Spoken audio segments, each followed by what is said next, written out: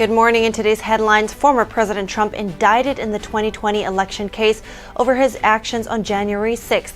We have reactions to the 2024 presidential candidate's third indictment this year. The toughest punisher. That's what some are calling the judge who will preside over Trump's Capitol breach case. We take a look at her as well as possible alleged co-conspirators in the January 6th indictment. Two U.S. financial powerhouses allegedly facilitating investments to blacklisted Chinese companies. A House committee is cracking down. We have the story. And concerns rise over the secret Chinese-linked biotech lab discovered in a California warehouse. We hear from a China expert who says it's an act of war. Tuesday marked the 40th anniversary of National Night Out. It was a day for police across the nation to get together with the communities they serve. NTD was in Washington, D.C.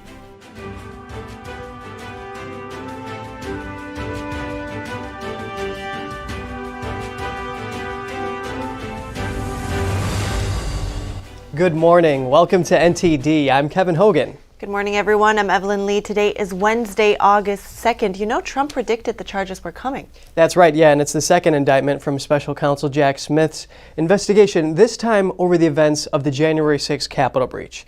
The Justice Department yesterday unsealed the latest indictment by a grand jury in Washington, D.C.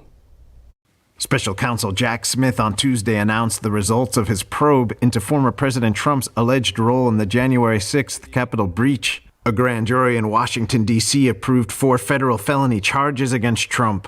Today, an indictment was unsealed, charging Donald J. Trump with conspiring to defraud the United States, conspiring to disenfranchise voters, and conspiring and attempting to obstruct an official proceeding. The indictment alleges that Trump spread lies about the 2020 election and was involved in a conspiracy to obstruct and impede the January 6th congressional certification of the election results. The Department of Justice has remained committed to ensuring accountability for those criminally responsible for what happened that day. This case is brought consistent with that commitment, and our investigation of other individuals continues. In this case, my office will seek a speedy trial so that our evidence can be tested in court and judged by a jury of citizens. The Trump campaign responded to the new indictment saying, quote, "This is nothing more than the latest corrupt chapter in the continued pathetic attempt by the Biden crime family and their weaponized Department of Justice to interfere with the 2024 presidential election." The Justice Department says Trump has been summoned to appear before a magistrate judge at 4 p.m. Thursday. Trump issued a video statement in response to the indictment. Take a look. The country is in a very dark place right now.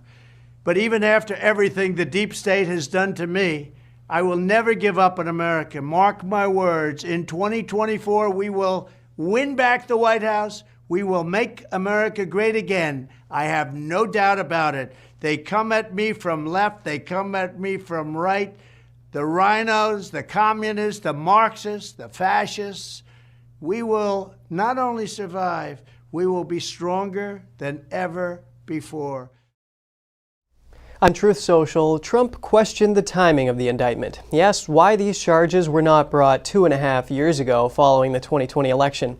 He alleges the long wait was so that it would disrupt his campaign. He calls the move prosecutorial misconduct. Trump further questions why the charges were brought one day after Hunter Biden's business partner Devon Archer testified before a congressional panel. That was in connection with concerns then Vice President Biden was somehow involved with his son's overseas business dealings. The indictment alleges that Trump said over 10,000 dead voters voted in Georgia, which the Georgia Secretary of State said was false. It also says Trump said over 200,000 more votes than voters happened in Pennsylvania, which Trump's acting attorney general said was false, and that there was a suspicious vote dump in Detroit, while Michigan state lawmakers said there was no substantial fraud in the state. Paul Kamenar, lead counsel for the National Legal and Policy Center, joins us live to discuss some of this. Paul, thanks for coming on the show. What do you think the defense is going to do to refute the allegations regarding Trump's claims of fraud that we just mentioned in Georgia, Pennsylvania, and Michigan? Well, thank you for having me. Yes, the Trump's attorneys are going to mount a vigorous defense. First of all, there's absolutely nothing new in this indictment. We've all heard this during the January 6th committee investigation. So the good point is, why did it take him 2.5 years? And there's suspicious timing of this case.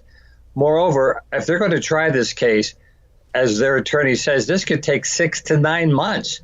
I mean, the committee took more than that to hear all these allegations. But in terms of the fraud, there's nothing in here that says, by the way, that Trump incited the riot at the Capitol building or anything he said was illegal, because that's his First Amendment right. What they're trying to do, and what the defense is going to argue, is that his claim that there was election fraud allowed him to ask Pence, on the advice of several attorneys. By the way, there are 5 unindicted co-conspirator attorneys who provided legal advice to Trump on this, and they weren't indicted, by the way.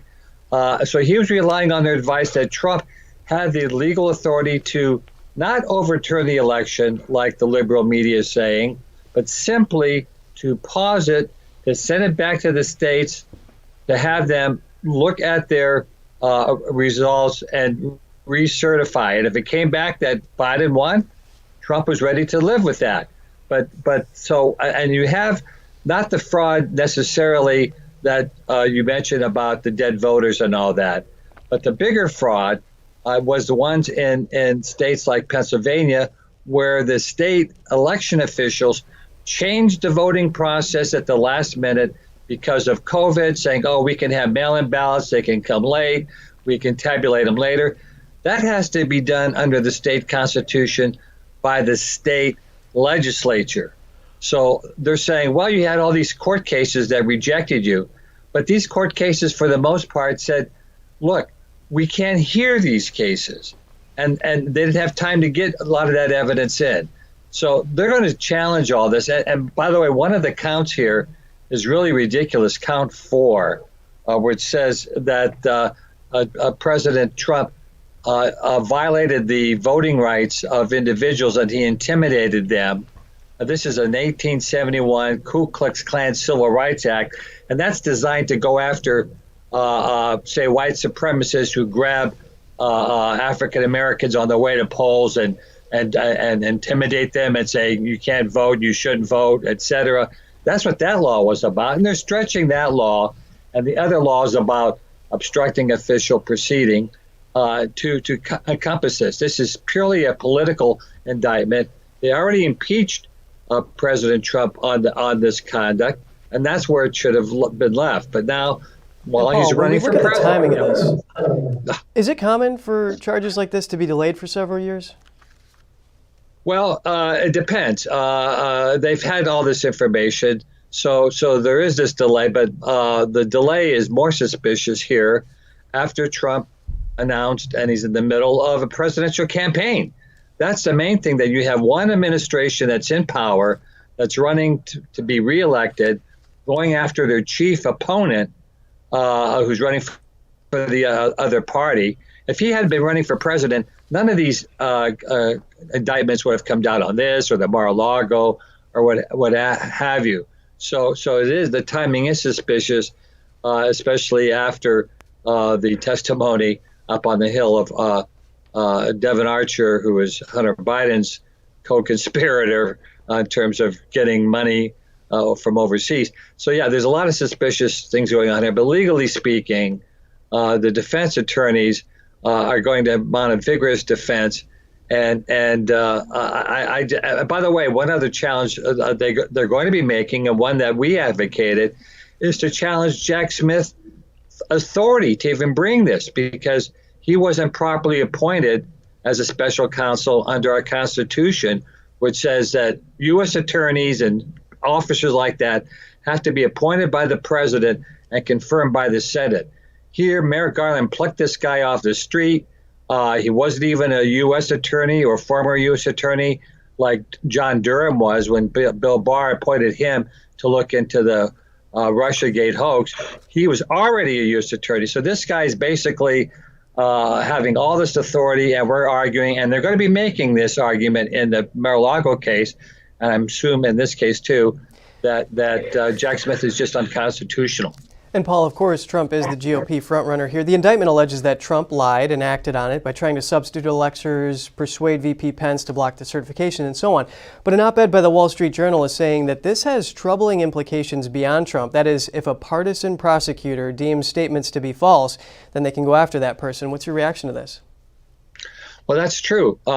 This could have very dangerous implications or ramifications for our whole political system, because they're basically criminalizing political speech.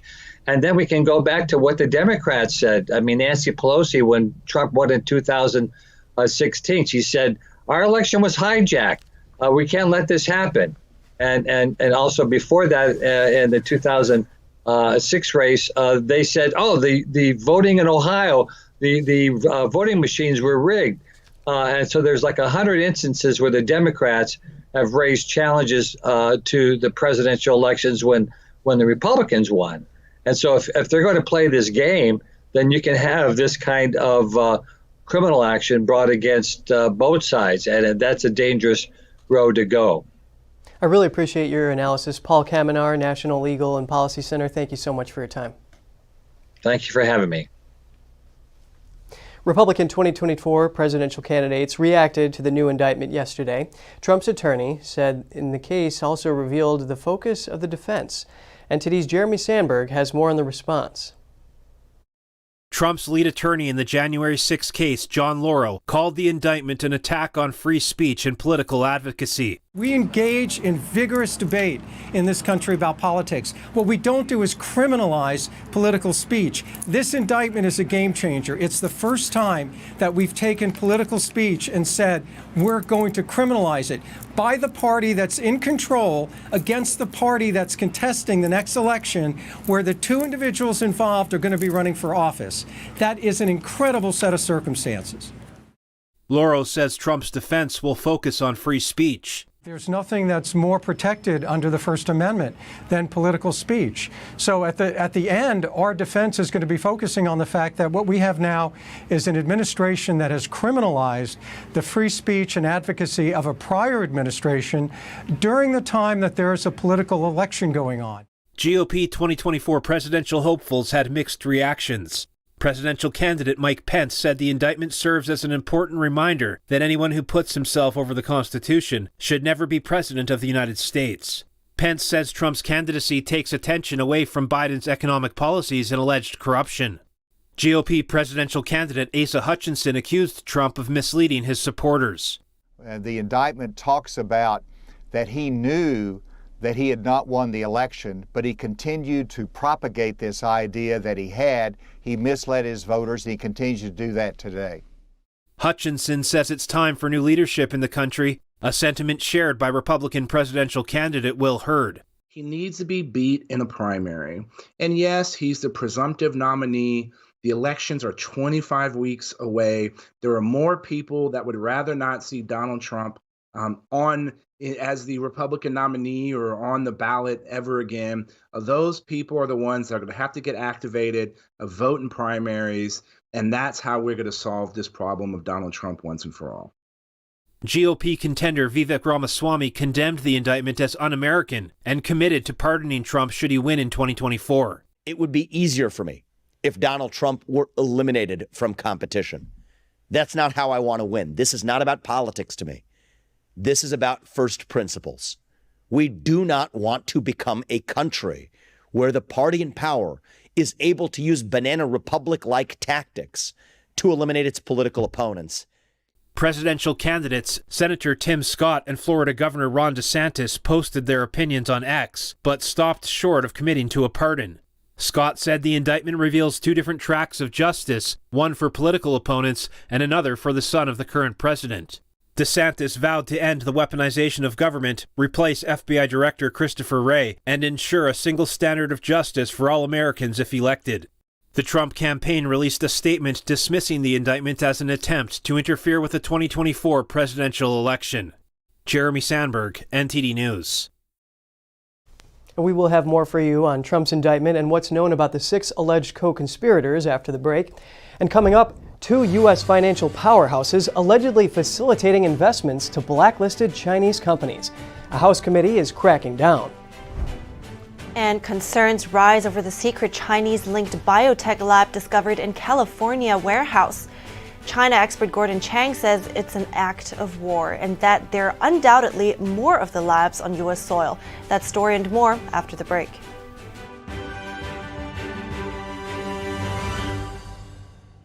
Shen Yun Creations, the streaming platform from Shen Yun, featuring world-class dance, past programs, and all original music.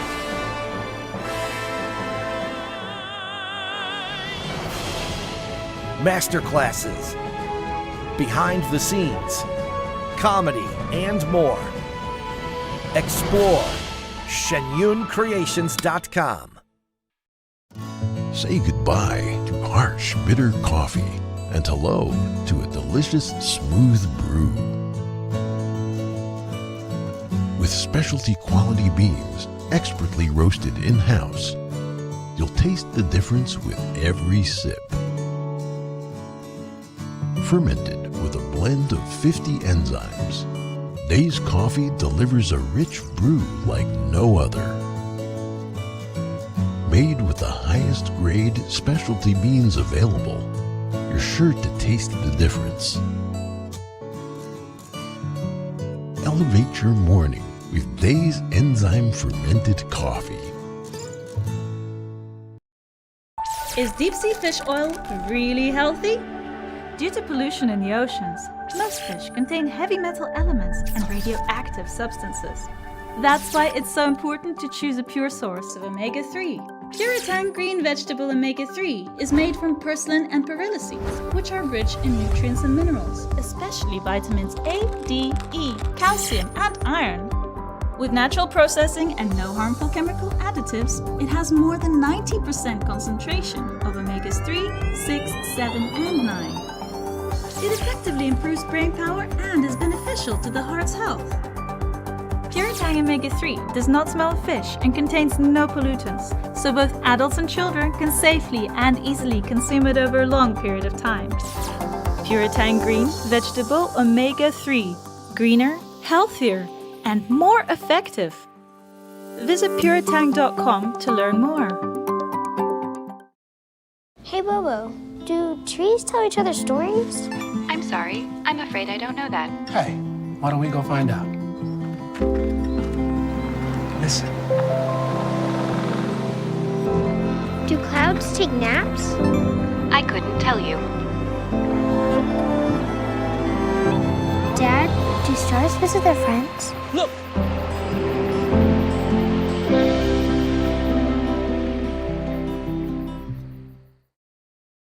Anyone who's ever sold a home can tell you it is really hard. That's why who you work with matters.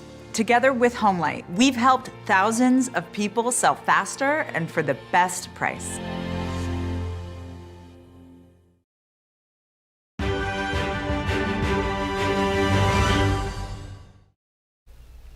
Good to have you back. Continuing with the indictment of the former president, a judge notorious for handing out tough sentences on January 6th defendants has been assigned to the case. NTD's Daniel Monahan has more on District Judge Tanya Chutkan.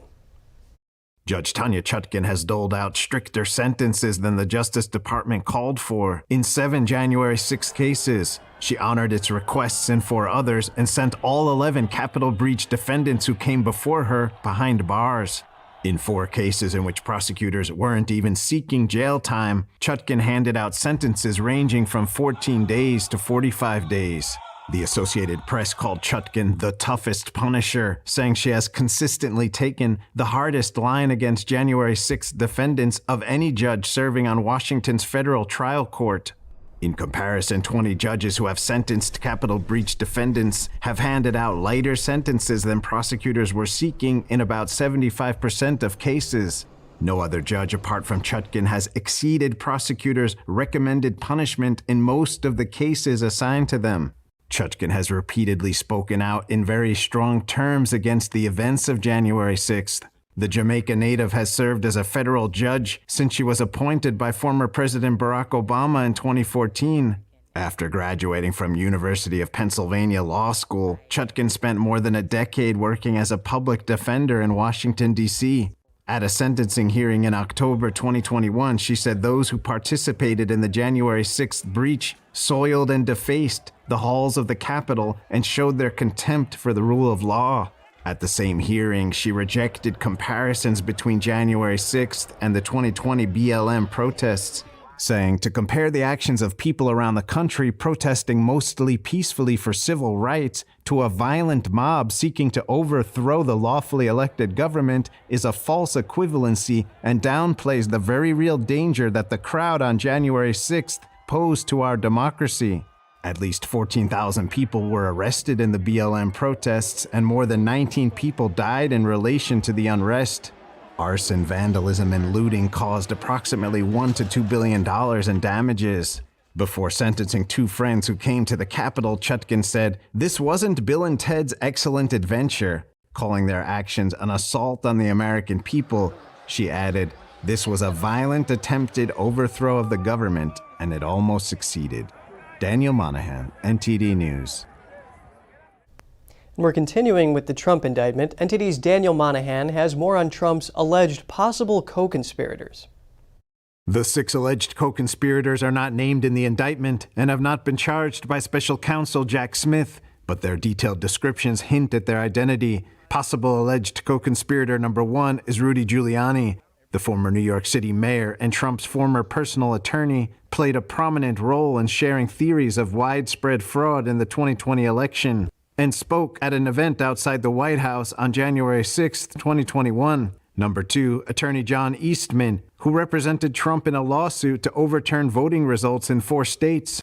Eastman wrote a series of legal memos which claimed that former Vice President Mike Pence could reject electors from certain states to deny Democrat Joe Biden a majority of the Electoral College vote. Number 3, attorney Sidney Powell, part of a legal team that filed unsuccessful lawsuits seeking to overturn election results. She has been sued for defamation by the voting companies over claims she made about them rigging the 2020 election against Trump. Tuesday's indictment described someone with similar characteristics, claiming that Trump privately told others that the election fraud claims by this alleged co-conspirator sounded crazy, but that he still embraced and publicly amplified the allegations. Possible alleged co-conspirator number 4, former high-ranking Justice Department official Jeffrey Clark. Clark allegedly tried to convince Trump to oust acting Attorney General Jeffrey Rosen so that he could take over the department. The alleged plan was then to pursue Trump's claims by opening an investigation into voter fraud in Georgia and other swing states. Number 5, attorney Kenneth Chesebro, who allegedly helped devise a plan to submit fake slates of electors for Trump to obstruct Congress's certification of the election results. Possible alleged co-conspirator number 6 is currently not clear based on the information in the indictment. The person is described as a political consultant. Daniel Monahan, NTD News. Strategically decoupling from the Chinese Communist Party, that's what some China hawks in Congress aim to do, and it appears they've taken the first steps. The House Select Committee on China is cracking down on U.S. investments to CCP-run companies. NTD's Melina Weisskopf reports. In the first solid action taken by the House's Select Committee on China, members are investigating 2 firms, BlackRock, which is the world's largest asset manager, and MSCI. It's a bipartisan effort, and the Republican chairman, along with the top Democrat on the committee, are saying that BlackRock has invested more than $429 million in Chinese companies that have been blacklisted by the government over either national security or human rights issues. As a country, we have to have a national policy on outbound investment. We also have to look at why do we make it so favorable to invest in China still? And when I recently asked Chairman Gallagher about strategically decoupling from China, he said that the economic aspect will be the hardest piece of the puzzle. We have to figure out a way to reclaim our economic independence, to stop funding our own destruction, and to take the golden blindfolds off when it comes to the risks of doing business with Beijing. The chairman is now introducing a bill to force tax-exempt entities such as nonprofits, universities, or public pension plans to divest from China, otherwise lose their tax-exempt status. Gallagher saying that these nonprofits must choose. Are they committed to their professed values or to financing a genocidal communist regime? Do you think this is a step in the right direction? Absolutely. I think that and it shouldn't go only to nonprofits and higher education institutions. And the Senate has taken action on Chinese investments too, recently passing a bill that would require U.S. firms to notify the Treasury if they're investing in Chinese tech companies. Reporting from Capitol Hill, Melina Weisskopf, NTD News. Concerns are rising over the Chinese biolab discovered in a California warehouse. The secret lab contained around 20 potentially infectious agents, including the coronavirus and HIV. Roughly 1,000 lab mice were also found. One expert says there are undoubtedly more of the labs on U.S. soil. NTD's Jeremy Sandberg has more. Fresno County authorities first discovered the unlicensed laboratory in Reedley, California in March this year. Officials closed the site at the end of May. The lab was operated by Chinese medical company Prestige Biotech. It contained at least 20 potentially infectious agents, including the CCP virus, HIV, hepatitis, herpes, E. coli, and malaria. Roughly 1,000 white lab mice were also found. China expert Gordon Chang told NTD's Stefania Cox it would be safe to assume more labs like it exist in the U.S. This has been called mysterious, but we know enough, and we have to be extremely concerned. This lab was supposed to be making COVID-19 and pregnancy tests, but they found a lot of things in the lab that are inconsistent with that explanation, including at least 20 agents for various diseases. And also, there were about 1,000 white lab mice there that were genetically engineered to carry pathogens. So we have to assume that this was a biological weapons facility in the United States, probably was going to spread disease in the months before the Chinese planned to launch a war in Asia. And there are undoubtedly other facilities like this in the U.S. That's our assumptions that we need to work under. The lab was found roughly 40 miles from Naval Air Station Lemoore. I think that the purpose of the lab was maybe not so much infecting personnel at a military installation, but just a general biological weapons attack on the American people. Chang says it's an act of war, and those involved should be sent to Guantanamo detention camp indefinitely until the matter is sorted out. I think this is part of China's plan to weaken the United States. With regard to COVID-19, I think it was genetically engineered, maybe 98, 99% probability of that.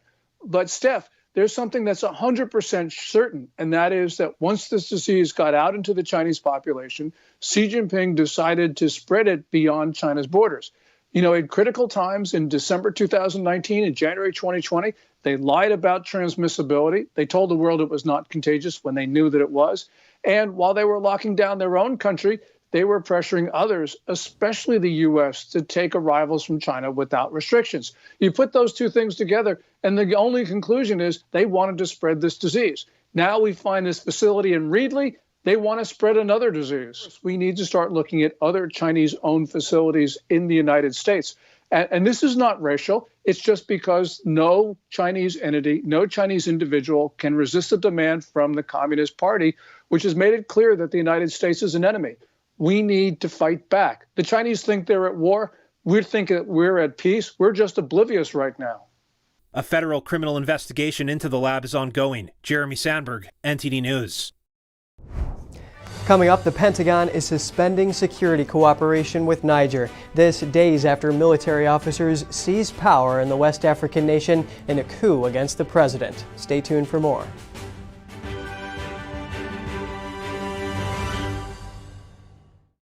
The stories that need to be told, the voices that need to be heard, the truth that you need to see. Get unbiased and in-depth news. Don't miss a beat. I'm Stefania Cox. At NTD, we're here for you. What is China like really? Is it defined by its giant economy, an oppressive government, or its people? By the worst persecutors or the most courageous freedom fighters?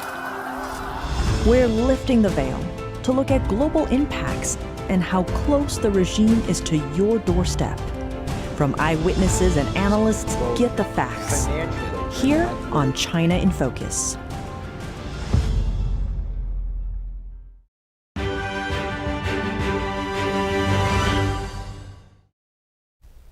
Welcome back. The Pentagon is suspending security cooperation with Niger. This is days after military officers seized power in the West African nation in a coup against the president. The Pentagon's top spokesperson said Tuesday the U.S. is suspending counterterrorism training with soldiers in Niger. But the U.S. military will maintain close contact with Niger's military counterparts in the country as the situation continues to unfold. There are roughly 1,100 U.S. troops stationed in Niger. Despite the suspension, there are no plans to evacuate them. There are also no plans to evacuate American citizens from the country. This is while European nations such as France and Spain are working to evacuate their citizens from Niger.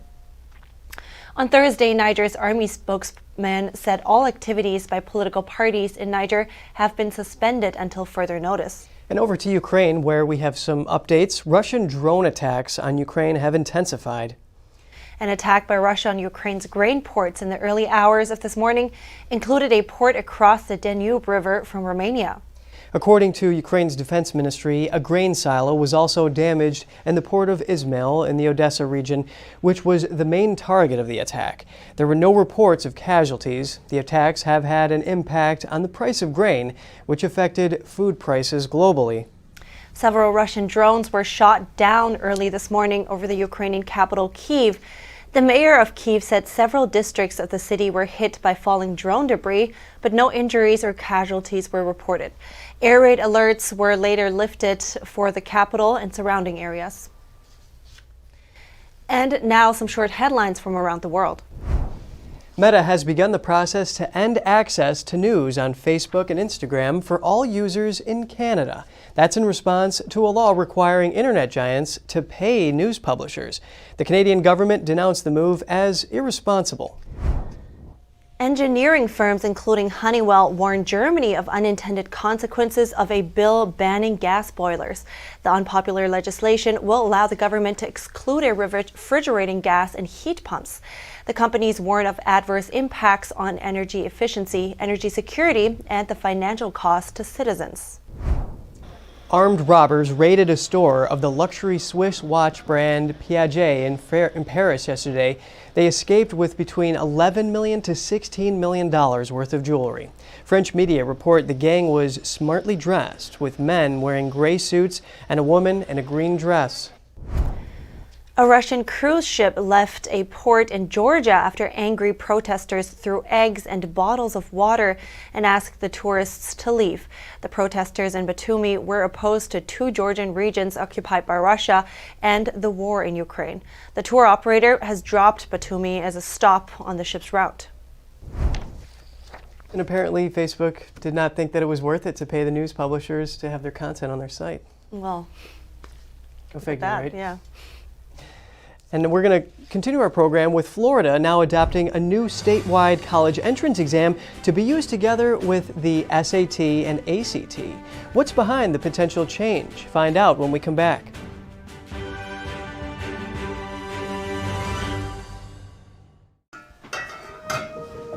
Hey, I told you enough of that. But look, this is different. It's Ganjing World.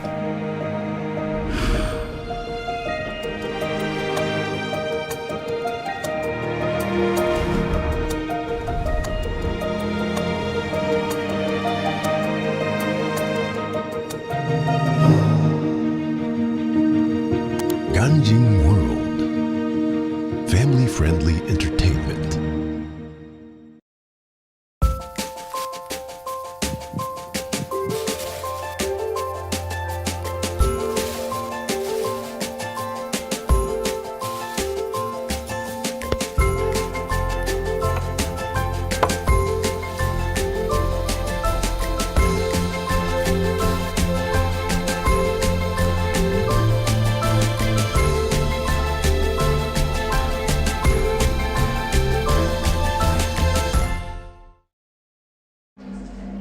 Life doesn't always give you time to change the outcome. Prediabetes does.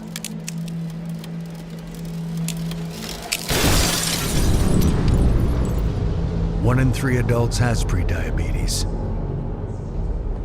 and you could be one of them. There are usually no signs for prediabetes. So it's important to understand your risk. With early diagnosis, prediabetes can be reversed. And you can change the outcome. Take the 1-minute prediabetes risk test today. Go to doihaveprediabetes.org.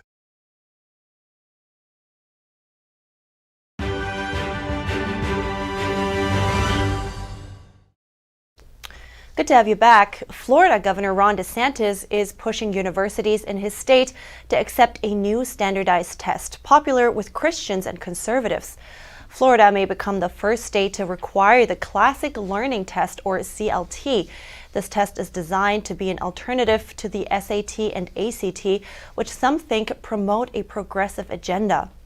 Currently, the CLT is used in about 200 private colleges nationwide. DeSantis has strongly opposed Common Core curriculum and what he sees as progressive topics. The College Board of Florida released an analysis last month questioning the rigor and methodology of the CLT tests. The Florida Board of Governors will meet this month to decide whether to approve the CLT in addition to the SAT and ACT. So how exactly are they different? We bring in Jeffrey Tucker to find out more. He's a senior columnist with the Epoch Times and the founder of the Brownstone Institute. Good morning, Jeffrey. Can you first walk us through some of the key differences when it comes to the teaching material? Lots of changes have taken place in our basic testing over the decades, and much more than parents realize, much more than anybody realizes, to the point that you don't have to know any classical standards of education. What typical students were required to know, say, 60 years ago in American education or any civilized country is now practically absent on all these entrance exams. So what Florida is trying to do, and by the way, this classical learning test, it's not really conservative or Christian. It's a focus on classical education. The things that people once believed that you should know to be a literate and civilized scholar or intellectual. So I think it's a very good test. Yeah, that's an interesting point. Now, can you go in a bit more detail and give some examples what you mean by that? What is absent that you think should be included or was included, to your point, 60 years ago? Well, 60 years ago, you didn't have anything about critical race theory. People were not required to believe in a certain political bent of progressive politics. You didn't have to believe that the history of America is a history of slavery and discrimination and oppression of women and this sort of thing. All these concepts that have invaded the schools have invaded also the testing. So, and especially in the liberal arts section, and they're far less rigorous on matters of, just basic, Greek philosophy, logic, these normal linguistics or basic grammar, any of these kind of considerations have been deprecated in all the new testing. So the classical test is very good because what it's meant to match the new standards of classical education in the primary and secondary level education with college entrances. So Florida's not talking about getting rid of the SAT or any of the standardized tests that we know. They're just adding the classical to the CLT as a possible alternative, the same as many hundreds of small colleges have done. And let's make no mistake about it. These colleges are producing some of the best students, the most disciplined, the most focused, the most literate in the entire country. And this is unlike what you're going to get out of the major state universities, much less the Ivy League. Interesting. Now, when you mentioned, they're trying to look at this as an alternative, and one worry that the College Board expressed is that the curriculum is not up to standards, basically, that some topics are only being scratched on the surface. I think math was an issue, and testing standards are just different. So what about the fairness, so to speak, of people that are being tested one way and another way? So is anything being done to address these concerns? Well, sure. I mean, and in fact, adding this test as part of the possible test that you can take is part of addressing that fairness, because it's one thing if you have a strong math and science background, then you can take a test that that is friendly to that. But if you've been studying the liberal arts or the great books, and you've been reading, ancient philosophy or Descartes, or you're reading Adam Smith, you've been doing a great book style program. That is a very rigorous liberal arts education, and you should be rewarded for that, and college should be selecting you for that. It's also a sign of intelligence and rigor if you can get through these classical style programs, and students should be tested on their aptitudes, whatever their specialization, intellectual specialization happens to be. So the CLT is a matter of ending the discrimination against highly educated kids who are looking for good colleges to get into. Thank you for that take on that. I think that's a good point. Now, PragerU says that they're an alternative to dominant left-wing ideologies, but I also want to address the other side, so that they're being accused of putting in right-wing ideologies in the curriculum. Is that true, or what is your reaction to that? Well, including Prager as part of that, yes, that has an ideological edge, unlike the classical learning test. The Prager University does have an ideological edge, but again, this is a matter of balancing out the overwhelming views of the other side. I don't think people understand just how dominant progressive ideology has become. It's like this hegemon. It's moved in over several decades to squeezed out everything else. So I kind of like the idea that at least with Prager University as part of a acceptable curriculum, that at least students are given a presentation of a wide variety of views on a wide variety of topics, and let the students choose. I mean, the most exciting thing I ever did in college was take a philosophy class with a hardened Marxist, okay? That was really exciting for me because it challenged my views.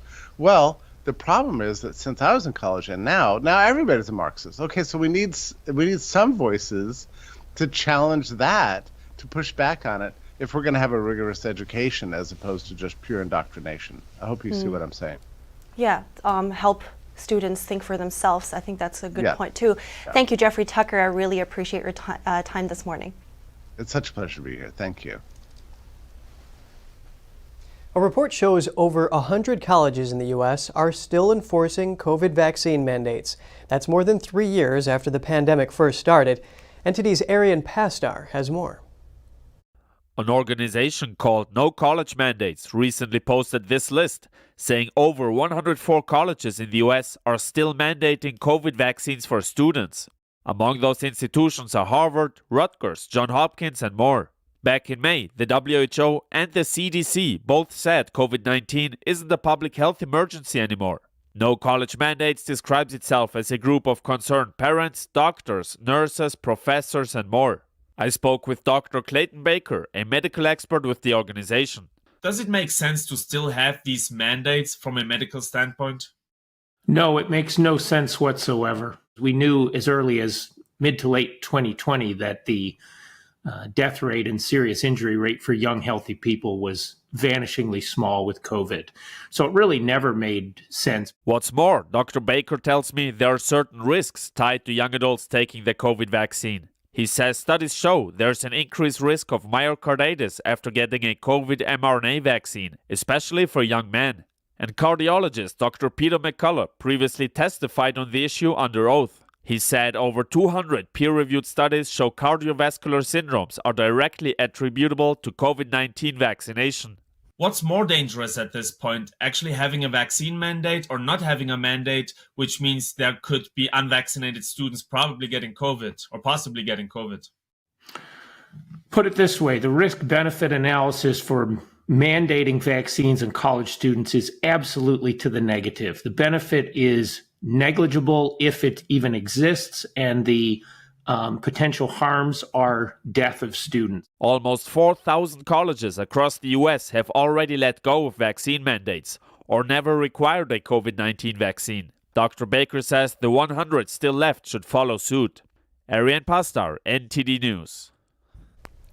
Governor DeSantis, in a letter, invited Vice President Harris to Tallahassee for a talk about Florida's controversial African-American history standards. Vice President Harris flatly refused a prior invitation. The topic of discussion was to be the new history curriculum approved for teaching there.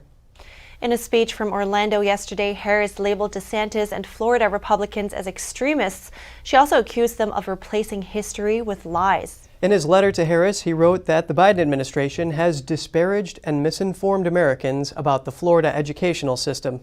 The dispute between them stems from Florida's newly approved history curriculum and what it teaches about slavery and other African American history topics. Social media company X, the platform formerly known as Twitter, has filed a lawsuit against an online research group. According to the lawsuit, the group engaged in a scare campaign to drive away advertisers from the platform, costing the company millions of dollars. NTD's Suspends has the story for us.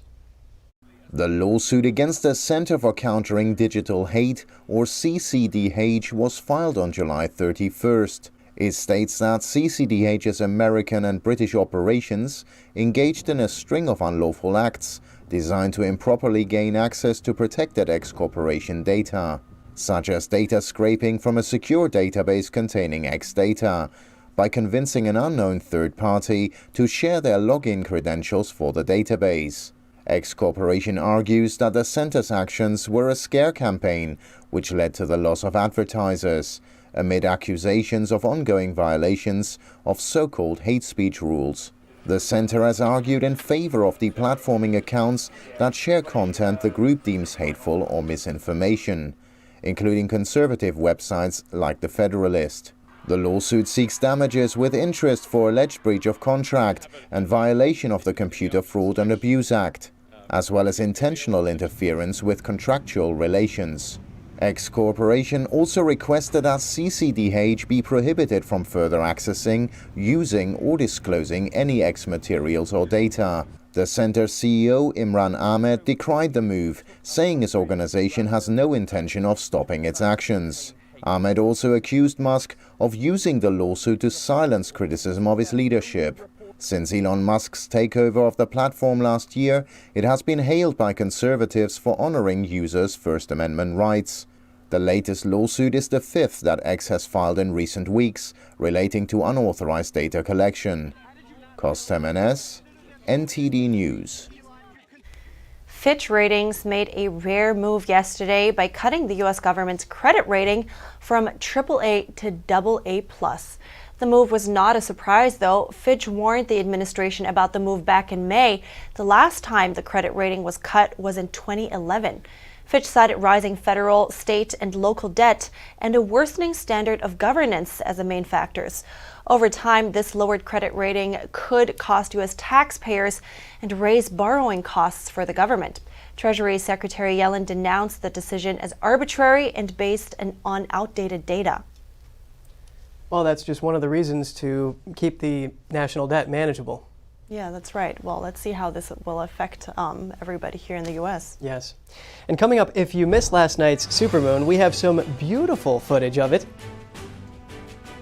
And Tuesday marked the 40th anniversary of National Night Out. It was the day for police officers across the nation to get together with the communities they serve.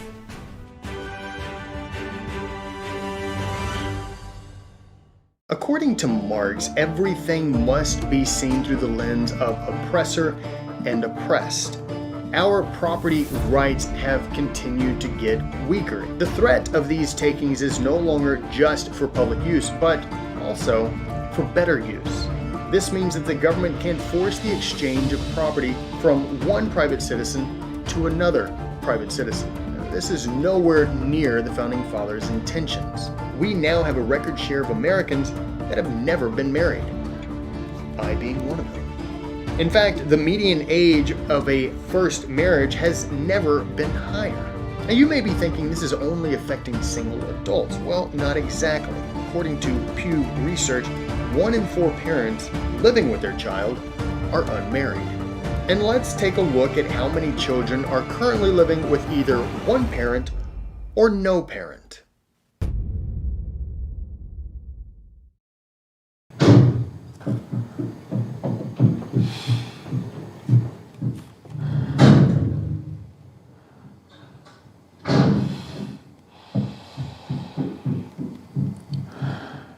I love you!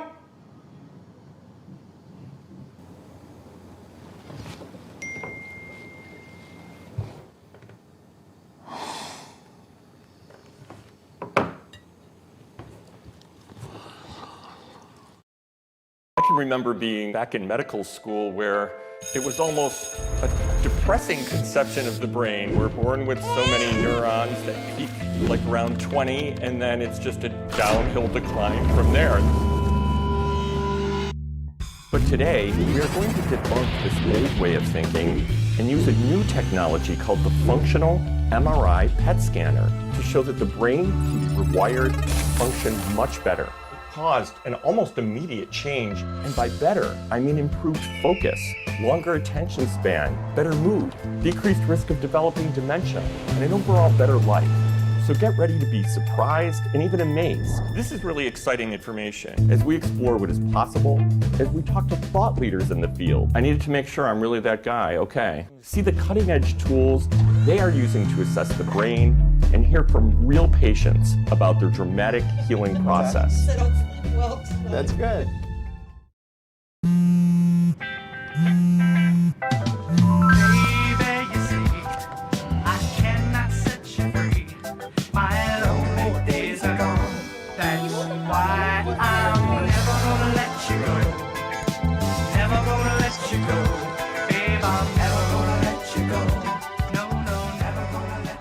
Here you go. Thank you. Thank you.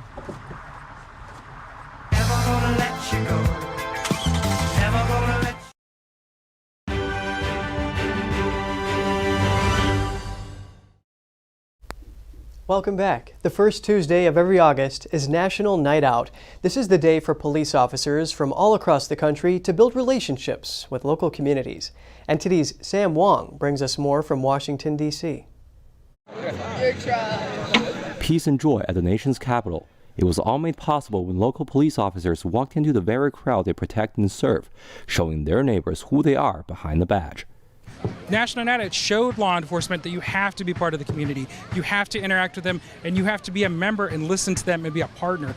The National Night Out is an annual event that seeks to build connections between police and neighborhoods, and that relationship is needed more so than ever as inner city crime rate continues to climb. Just recently, the Mexican consulate in Washington, D.C. stepped in to address the concern, warning Mexican nationals that parts of the city are no longer considered safe. Violent crime in the D.C. area has surged by a staggering 36% compared to the same time last year, and just homicide alone is up by 15%. Councilmember Brooke Pinto told me that the public's trust in police is the foundation to improving safety. The more community trust and relationships people have with our police, the safer our city will be, the more likely people are to report an incidence of crime or report suspicious activity. At the event, residents are able to take part in safety demonstrations set up by first responders, as well as block parties, live music, bounce beds, cookouts, and many more. And I see you got some pretty good food out here, so how does it feel catering to the communities? It's cool, it's busy. So it's kind of helpful. People know what they want when they come, but they don't always know what they want, but it's okay. Many have tables set up on the site. This is Dwayne Harper. He's out here showing folks a new video platform. What is this platform that you guys are trying to introduce to people? Well, this platform is called Ganjin World. It's a clean platform that has no harmful content on there, no criminal activity, and is good for children and adults and individuals. And we encourage everyone that comes to the event to post about their experience about the event. We have a lot of vendors out here, our table, some of the vendors over here, great food. Post about your experience. All 7 police districts across Washington, D.C. have hosted events during the later afternoon and evening hours. Reporting from Washington, D.C., Sam Wong, NTD News. Well, hopefully initiatives like this can pave the way for improved public security. Oh yeah, what a fun idea to do that too, building trust.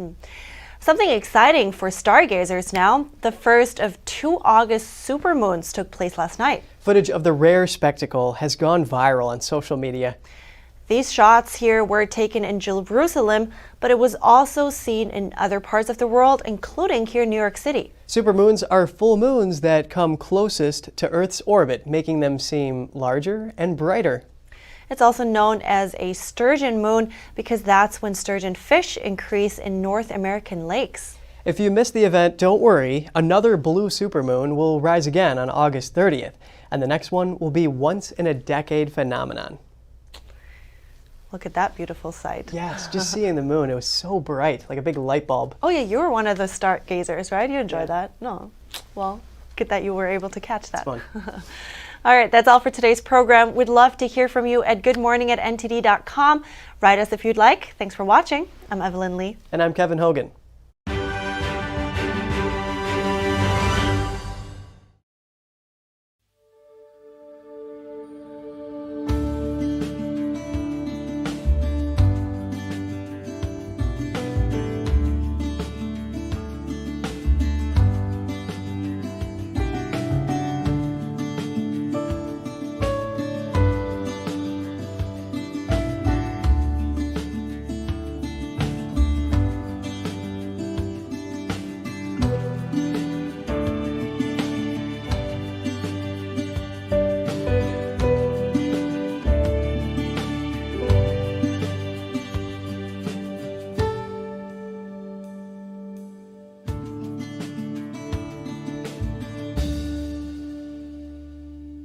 Thanks for watching us on YouTube. Did you know YouTube only keeps selective videos on its platform? So if you want to make sure you get the full picture, just subscribe to our newsletter.